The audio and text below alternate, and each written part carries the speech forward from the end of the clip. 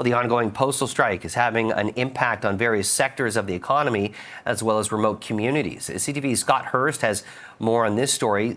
Let's talk, Scott, about the fact that, as Canada Post strike continues, some big numbers being thrown around by small businesses on the cost of the strike. So what are we talking about here? How much are they hurting because of this? Jamie, we're getting a staggering number from the Canadian Federation of Independent Business in terms of how much money small and medium-sized businesses have lost during the Canada Post strike, which is inching toward the 3-week mark. And according to the CFIB, the Canadian Federation of Independent Business, it says Canadian small businesses have lost now more than $1 billion since the strike began. And that roughly breaks down to about $76 million each day, each business day. The Canadian consumers and businesses continue to take this financial hit, a lot of it through additional shipping costs. And particularly this time of year, it is often make it or break it for many small and medium-sized businesses. And according to the CFIB, in its words, saying it is Ottawa stealing Christmas, not the Grinch this year, accusing the federal government of sitting on the sidelines while these businesses suffer.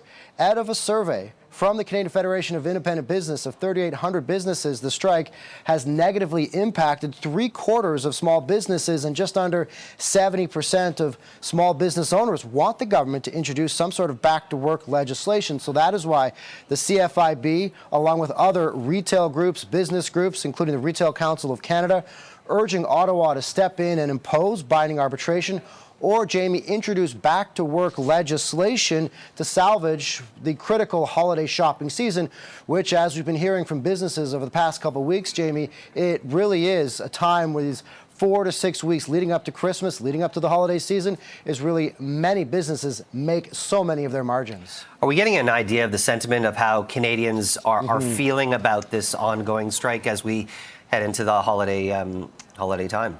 Jamie, it is affecting businesses to the tune of more than $1 billion, as we said, but also Canadian consumers are feeling the impacts, and we're getting some new numbers from the Angus Reid Institute. It says 7 in 10 Canadians that it polled already are feeling the effects of delays in either sending or receiving packages, and it says that number will only grow if this strike continues to drag on for several more weeks. And in terms of where Canadians stand, who do they support through all of this?